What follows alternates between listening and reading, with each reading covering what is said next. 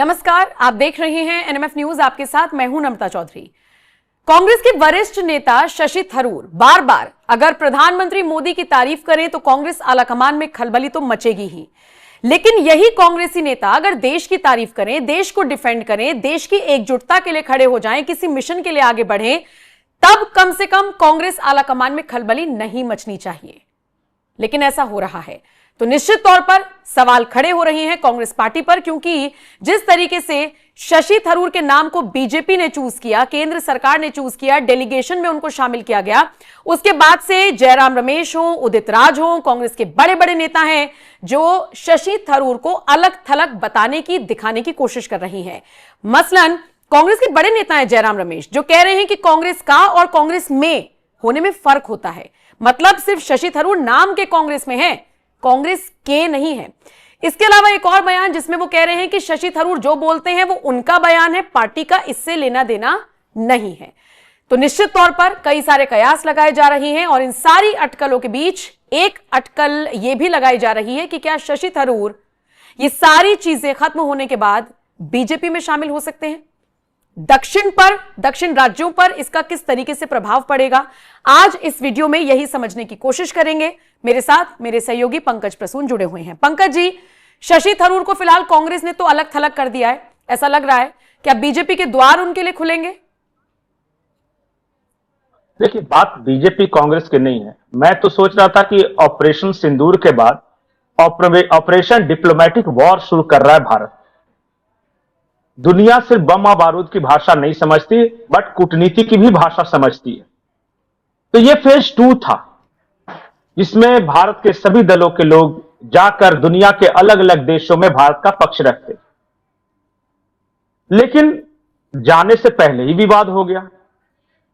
अब ये भारत में किसे नहीं पता है कि डिप्लोमेसी में शशि थरूर सबसे बड़े जानकार हैं कांग्रेस के आज की तारीख में। ये सीजन डिप्लोमेट भी रहे हैं, इनके पास एक्सपीरियंस भी है, इनके पास कॉन्टैक्ट्स हैं, प्लेटफॉर्म्स हैं जहां पे ये अपनी बात रख सकते हैं। तो किरण रिजिजू ने मांगा कांग्रेस से कि आप नाम दे दीजिए 4, ताकि जो मैच्योर इस तरह के लोग हैं आपके यहां, तो उनको हम डेलीगेशन के साथ भेज सके। अब कांग्रेस ने किसका नाम भेजा, तो वहां भी भाई भतीजावाद। एक थे खड़गे के नजदीकी आदमी आनंद शर्मा, तो बोला भाई तेरा नाम ऐड हो गया। दूसरा बोला राहुल गांधी के नजदीकी है गौरव गोगोई, तो गौरव गोगोई के बारे में पहले से ही आरोप है कि वो पाकिस्तानी, उनकी वाइफ है तो वहां जाती है वगैरह, कंट्रोवर्शियल चीज है।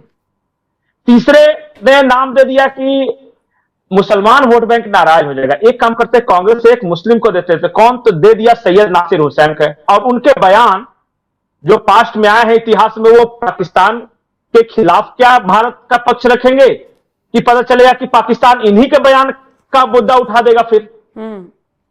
और लास्ट में थे राजा बरार। तो भारत सरकार का कह रहा था कि भैया आपके पास इतने बढ़िया बढ़िया एसेट हैं, वो दे दो। माने बढ़िया एसेट मतलब राहुल गांधी टाइप का नहीं, मतलब जो कि पढ़े लिखे जो एसेट हैं, शशि थरूर टाइप का, वो दे दो, भारत का पक्ष रखेंगे। और उनके कॉन्टैक्ट्स हैं भाई, यूएस जाना है, यूरोप जाना है, बहुत सारे डिप्लोमेट हैं पर्सनली, तो वो दे दो। अब यहां कहने लगे कि नहीं, हम फूफा है, रुस गए बारात में, हम जो नाम भेजे थे वो काहे नहीं ऐड किया। तो भारत सरकार ने कहा कि तुम भेजोगे वो ऐड करेंगे, या देश के लिए जो बेहतर है वो ऐड करेंगे। अब इस बात को बढ़ते बढ़ते शशि थरूर पे कांग्रेसियों ने ही अटैक करना शुरू कर दिया। मैं कल देख रहा था सोशल मीडिया, कांग्रेसी सुनंदा पुष्कर का और मेहर तरार का पता नहीं क्या क्या निकाल, ये कांग्रेसी निकाल रहे हैं। मतलब कि सोचिए, एक छोटे से डिसीजन पे कांग्रेसी अपने इतने पुराने नेता को, जो कि तीसरी बार का सांसद है, उसको कैसे फजीहत कर सकते हैं। इज्जत बचाना, इसलिए मैं बोलता हूं, मुश्किल होता जा रहा है अच्छे नेताओं के लिए वहां। तो यह विवाद है। दूसरा, आपका सवाल का दूसरा हिस्सा था, क्या भारतीय जनता पार्टी में शामिल होंगे या नहीं होंगे। भारतीय जनता पार्टी केरल में कितनी मजबूत है, यह तो छुपाने वाली बात है नहीं। बड़े लंबे अरसे से प्रयास कर रहे हैं कि किसी तरह वहां कम से कम मुख्य विपक्षी दल जरूर हो जाए। तो उस प्रयास के तहत बहुत हाथ पांव मारने के बाद एक सुरेश गोपी अभी जीते हैं, एक सांसद सिर्फ है, और वो भी इसलिए है कि उनकी पर्सनल छवि ऐसी है कि लोग बोलते हैं कि वो पर्सनल कैपेसिटी में जीते हैं, बीजेपी का उतना बड़ा योगदान नहीं। अब ऐसे में एक अर्बन पढ़ा लिखा चेहरा मिल जाता है, और खास करके अगर वो केरल की राजधानी से चुनाव जीतता है, जिसकी छवि देश दुनिया में अच्छी है, और बीजेपी को और इंडिया दोनों को ब्रांडिंग में मदद मिलेगी, तो बीजेपी को काहे का ऐतराज होने लगा? वो तो शशि थरूर को फैसला करना है कि वो किस पार्टी में शामिल होंगे। लेकिन ये पिच बीजेपी की तैयार ओर हो से रही है मुझे क्या? नहीं लगता। पंकज जी, राजनीति में कुछ भी माहौल बन एकदम रहा से है। नहीं होता है। देखिए, ये तो सारी चीजें प्री प्लान होती हैं कि हम अब से 2 महीने बाद क्या करने वाले हैं। राजनीति कम से कम उसके लिए तो कहा जा सकता है ना, राजनीति के लिए, कि सारी चीजें प्री प्लान और ज्यादा पिच तैयार हो रही है क्या? और ज्यादा गरी मैं 3-4 बयान इनके बताता हूं और लोग समझ जाएंगे। ये चलिए, अभी तो ये बोला उन्होंने कि मैं तो भारत सरकार का शुक्रगुजार हूं कि मेरे एक्सपर्टीज का, मेरे एक्सपीरियंस का फायदा उठाया, वगैरह वगैरह। इससे पहले का बयान क्या दिया था शशि थरूर ने कि कांग्रेस मेरी भूमिका स्पष्ट करे, मैं हूं कहां और मुझे करना क्या है। उससे पहले का बयान सुनिए। शशि थरूर ने कहा कि मैं तो पिछले 2 सालों से राहुल गांधी से वक्त मांग रहा हूं मिलने के लिए, कि मुझे वक्त नहीं दिया जा रहा। 3 साल से। खबर तो ये भी आई कि मीटिंग में इन्होंने राहुल गांधी से सीधा पूछा। पहली बात तो वक्त नहीं मिलता, वक्त मिला तो मीटिंग में पूछा मेरी भूमिका क्या है, तय कर दीजिए, मेरी जिम्मेदारी क्या है। तो फिर सूत्रों के हवाले से खबर आई कि राहुल गांधी उठकर चले गए, इनको इनका जवाब नहीं मिला। अब अगर ये खबर झूठी होती तो कोई आकर क्लैरिफाई क्यों नहीं कर रहा, कांग्रेस का कोई भी प्रवक्ता नेता? और हाय रे लोकतंत्र कि जो व्यक्ति संयुक्त राष्ट्र संघ के महासचिव पद का चुनाव लड़ रहा था, वो राहुल गांधी के सामने गिड़गिड़ा रहा है, राहुल गांधी उठकर चले जा रहे हैं। यही तो सबसे बड़ी बात है। ये है राजनीति। अब मैं एक और आपको बात बताता हूं, यह विवाद की शुरुआत कहां से हुई? जब शशि थरूर मल्लिकार्जुन खड़गे के खिलाफ राष्ट्रीय अध्यक्ष का चुनाव लड़ने लगे। हर किसी को पता था कि गांधी परिवार खड़गे की तरफ है, और ऊपर ऊपर तो कहा गया कि भाई लोकतंत्र है, हमारे यहां देखिए वो भी चुनाव लड़ सकते, ये भी चुनाव लड़ सकते, लेकिन मन में खटास आ चुकी थी। और ये आज की कहानी नहीं है। जितने भी लोग गांधी परिवार के खिलाफ राष्ट्रीय अध्यक्ष का चुनाव लड़े हैं, चाहे वो अभी जतिन प्रसाद के पिता थे जितेंद्र प्रसाद, उनके साथ भी क्या हुआ? बिल्कुल कांग्रेस के किनारे लगा दिए गए। इससे पहले माधवराव सिंधिया, उससे पहले राजेश पायलट। आप देखते रहिए ना इतिहास। अरे सीताराम केसरी एक राष्ट्रीय अध्यक्ष थे, लेकिन सोनिया गांधी ने एक दिन घर बैठे फैसला कर लिया कि अब से मैं पॉलिटिक्स में आऊंगी। पता है क्या हुआ था सीताराम केसरी के साथ?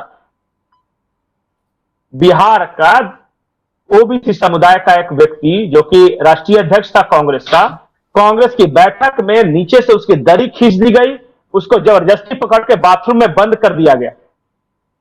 ये इतना बढ़िया लोकतंत्र है कांग्रेस के अंदर जो मैं बता रहा हूं। चलिए तो ठीक है, खैर हाँ। शशि थरूर उसी वक्त से निशाने पर है, और कोई कुछ भी बोले, शशि थरूर अब उस इकोसिस्टम में एडजस्ट नहीं कर पा रहे हैं, या वो इकोसिस्टम इन्हें अपनाने के लिए तैयार नहीं। इनकी राजनीतिक मजबूरी यह है कि केरल में बीजेपी है नहीं, वहां या तो लेफ्ट है या कांग्रेस है। और लेकिन पंकज जी, मैं तिरुवनंतपुरम के बारे में पढ़ रही थी, वहां पर जो मेजोरिटी है वो तो हिंदुओं की मेजोरिटी है। मुसलमान क्रिश्चियंस वायनाड में मेजोरिटी में समझ में आया कि एक तरफा वोट चलिए चला जाता है। तिरुवनंतपुरम का थोड़ा सा इतिहास समझाएंगे? ये अगर बीजेपी के टिकट पर लड़े तो इन्हें क्यों नहीं चुनेगी जनता वहां की? नहीं, तिरुवनंतपुरम जो है अर्बन सीट है, और बिल्कुल आपने सही कहा, वहां के कम्युनिस्ट आइडियोलॉजी के खिलाफ तिरुवनंतपुरम का जो अर्बन कंस्टिट्यूएंसी है वो कांग्रेस को वोट देता रहा है, खास करके शशि थरूर को। अब मुझे ऐसा लगता है कि शशि थरूर एक्सप्लोर कर रहे हैं कि अगर सिंबल बदल के या बीजेपी के सिंबल पर लड़े तो क्या वही वोटर मुझे एक्सेप्ट करेंगे, क्योंकि हिंदुओं में एक अच्छी खासी आबादी सेकुलर हिंदुओं की है।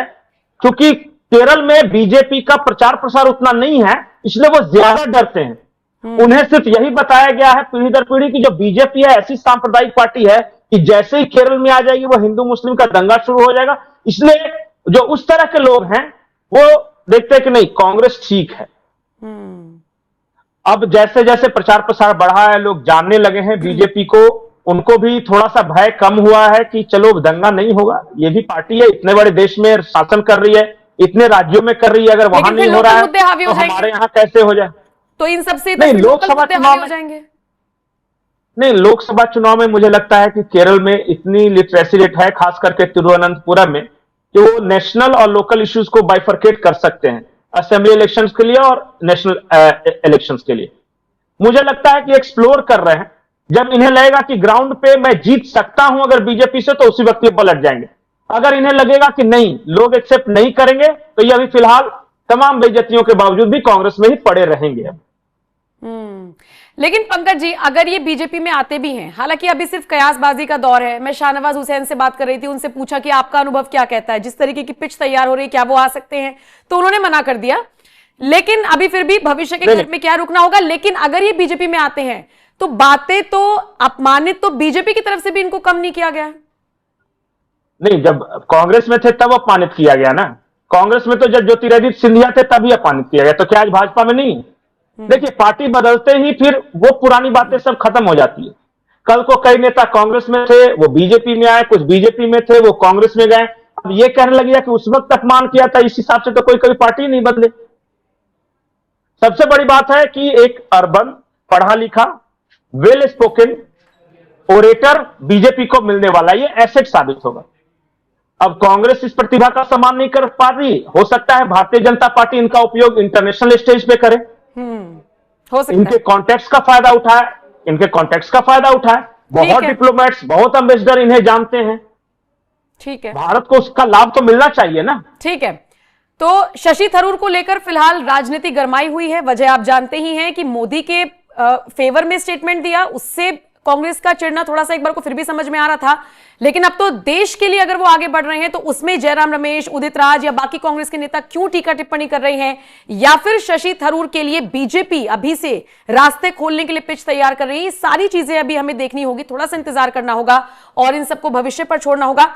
लेकिन शुक्रिया पंकज जी, तमाम जानकारी दर्शकों तक पहुंचाने के लिए। बाकी आपके हवाले खबर बताइएगा, आप इसे किस तरह से देखते हैं। नमस्कार।